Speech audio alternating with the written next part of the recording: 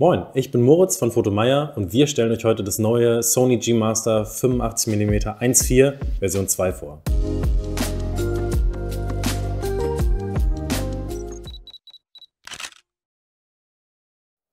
Wir hatten das große Glück, dass wir das Objektiv tatsächlich für einen Nachmittag zur Verfügung gestellt bekommen haben und mit unserem Model, der Olga, für euch testen konnten. Kommen wir nun erstmal zu den harten Fakten. Das Objektiv ist 20% leichter geworden, es wiegt jetzt nur noch 642 Gramm und es ist ungefähr 13% kleiner. Fast gleich hoch, aber es ist ein bisschen schlanker geworden. Kommen wir nun zum Autofokus, wahrscheinlich das spannendste Thema am neuen Objektiv. Statt des alten Ring Drive SSM sind jetzt nämlich zwei XD-Linearmotoren für den Autofokus verbaut. Das sorgt dafür, dass er dreimal so schnell ist, das Objekttracking 7-mal besser funktioniert und man jetzt einen viel leiseren Autofokus hat.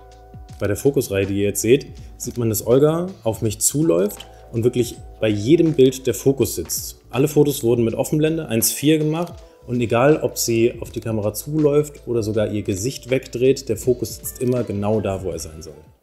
Das neue 85er hat genau wie das alte 11 zirkulare Blendenlamellen, die für dieses super scharfe, schöne und dennoch weiche Bokeh sorgen. Darüber hinaus den altbekannten Blendenring mit diesem D-Click-Schalter an der Seite. Was neu ist, ist jetzt der Iris Lock am Blendenring. Das heißt, man kann die Blende feststellen, ohne dass man sie aus Versehen verstellt, wenn man an den Blendenring kommt, wenn es hart auf hart kommt. Und zum Abschluss, um dieses ganze Technik-Blabla jetzt noch mal ein bisschen verständlicher zu machen, muss man sagen, dass sich das Objektiv, obwohl es sich von der Größe gar nicht so wirklich viel verändert, was die Zahlen angeht, fühlt sich das G Master Version 2 wirklich viel kleiner, leichter und vor allem viel, viel schneller und präziser in der Benutzung an.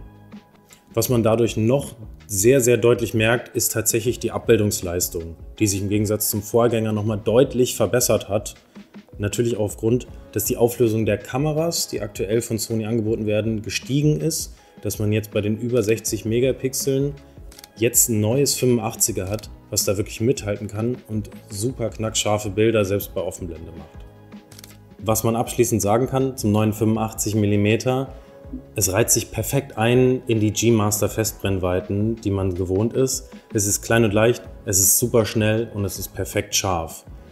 Egal, ob man draußen oder drinnen fotografiert, ob man Foto oder Video macht, es ist eigentlich das perfekte 85mm. Das war's von uns für das neue Sony G Master 85mm. Falls ihr Fragen habt, schreibt sie doch gerne in die Kommentare oder kommt bei uns im Laden vorbei in Berlin-Schöneberg oder besucht uns auf www.photomeyer.de.